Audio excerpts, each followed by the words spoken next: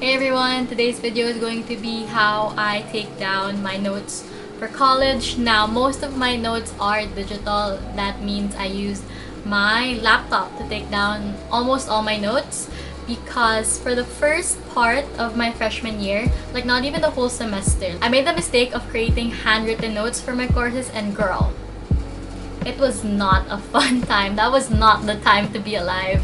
My hand was cramping mid-lecture. So with that anecdote, I have learned that digital note-taking is my path to success.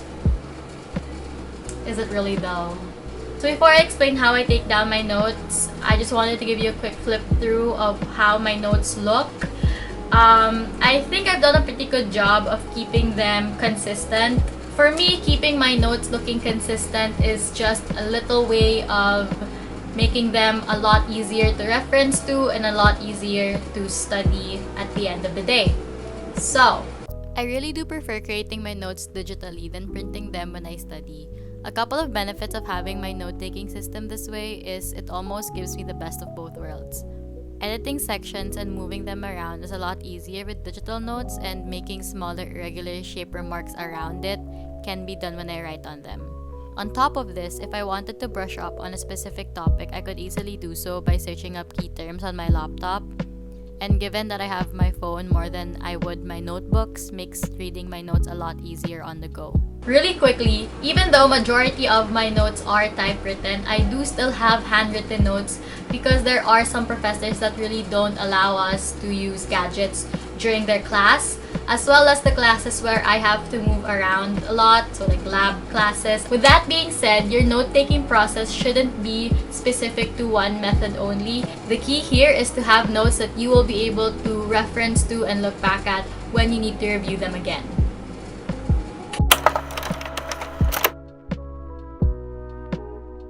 During the times where prior to lecture our professor was able to give us their presentation, I would usually print that out and annotate on the PowerPoints as the lecture is going on. Alternatively, if there's too many slides, I would usually just save that to my computer and annotate that on preview or something. But because we don't always get our PowerPoints from our professors prior to lectures, what I would do, especially now that we have shifted to online classes, is use of split screen. This is one of the features that I have used a lot, especially during asynchronous, did I say that right? Asynchronous classes, because then I would just have my lecture playing on one side and take down my notes on the other. Going back to when I mentioned how I like my notes looking the same and consistent, one way I do that is having a template. If I have not mentioned yet, I take down my notes using Microsoft Word. I used to use Pages before, but this year's tuition is expensive, to say the least, and I want to make sure I use every perk that my UST email could give me, so we're switching to Microsoft Word. Right now I'm going to show you how more or less I make my notes look like each other. So basically I'm going to show you how I made my template. Like I said, I use Microsoft Word. You can totally do this with like Pages or Google Docs if you feel like it. What you're gonna start with is a blank document. Okay, so the first thing I like doing is changing the margins because I feel like the normal margins are too wide. So what I do is you click custom margins, and Microsoft Word actually has a limit to how small you can make the margins to be. So I just let that automatically fix itself like that. I also like to edit the left margin a little bit because I do put my papers in a binder, meaning I have to punch holes on the side. So this is what it looks like now. As you can see, this side is a lot nearer to the end of the paper than this one. This just allows you to maximize the spaces on the paper. Next thing I do is set up my footer and my header. For my header, I use a template that Microsoft already has, which is this one. For this one, this is where my course would usually go, the topic, and then the date. For the footer, I like to put my initials because sometimes I give my notes to my blockmates, and then I also add a page number just so that I can keep track once I printed these out. From here, I like to change the font because I feel like it makes it prettier. I use Spin Word. I also use Avenir. Avenir is my favorite font. All other fonts are less superior than Avenir. I also make them one font size smaller. Now that we're done with how almost all the pages would look like, we're gonna go ahead and start with the body.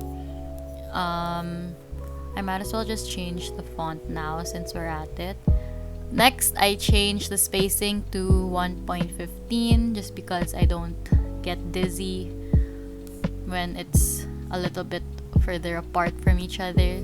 I also set it to 2 columns right here just so that I make more space for more notes, because the lesser paper you print, the lighter it is in the bag. So there we go. From here, you're kind of already done, but I like to take things a step further and make my own multi-level list. So you can do this by just clicking right here and define new multi-level list.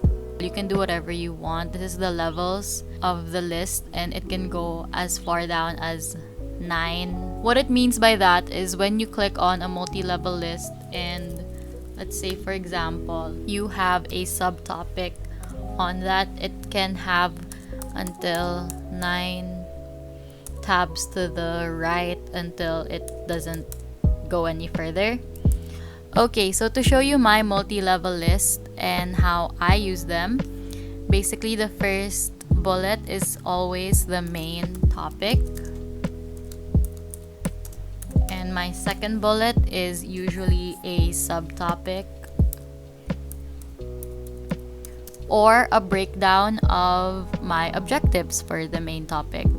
If the subtopic is a noun or a vocabulary word in general that I need to take note of, I usually put the meaning right beside it. Or if it's like a general idea, I make another bullet, or I go another level down and start typing whatever the subtopic contains. So I don't know, more content. So basically that is the whole idea of my digital note-taking process. Okay, so let's say you're already happy with your multi-level list and you're already happy with how your page looks like and how it's set up. All you want to do is save this template for your future uses. So what you want to do is go up here to File and then just click Save as Template. It is gonna come up and you just want to name it.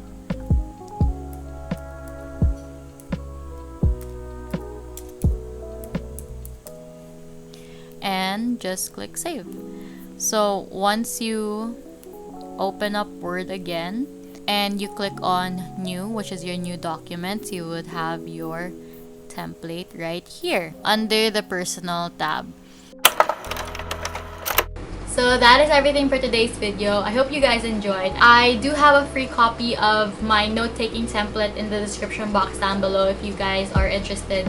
So let me know if you guys use it or if you guys edited it to your personal use. Click the subscribe button to see more videos from me, and I will see you guys next time. Bye!